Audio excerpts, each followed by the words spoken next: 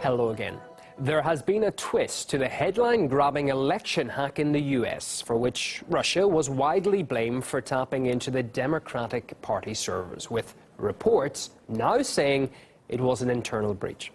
As a result of an investigation, three brothers, Abid Imran and Jamal Awan, were fired from working on Congress's computer network. They're suspected of accessing specific areas of the system without permission, more commonly known as hacking.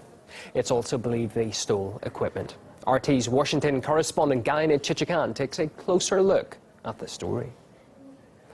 The staffers had access to the computer networks of dozens of lawmakers, including those on the House Intelligence and Foreign Affairs committees. One unnamed lawmaker was quoted by BuzzFeed as saying, quote, "They said it was some sort of a procurement scam.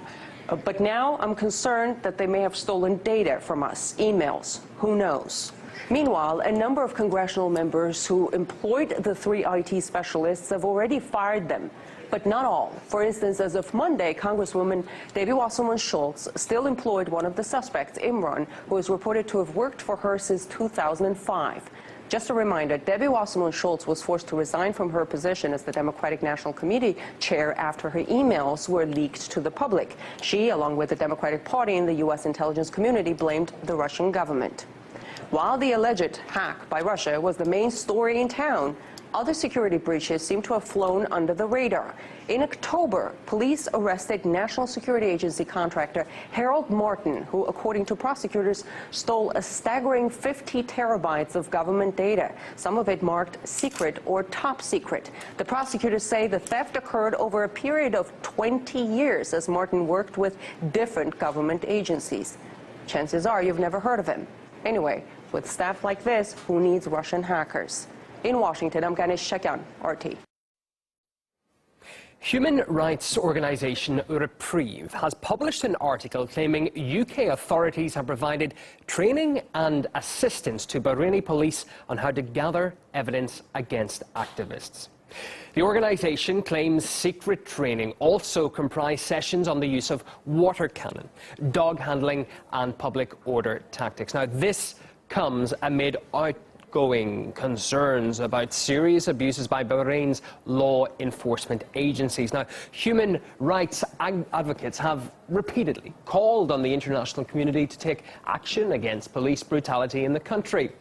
Now, back in November 2016, Amnesty International filed a report on the situation in Bahrain, which noted that the country's prime minister reportedly told police officials that the law does not apply to them. Now, we have spoken to a former member of Bahrain's parliament. He believes the UK is only adding to the issue. This is not the first time the UK authorities try to cover up their relations with the intelligence and the police in Bahrain, because the police is acting brutally with the protesters, ending up in killing and wounding the protesters. So it is kind of a shame for the British authorities to disclose that they are also behind these trainings.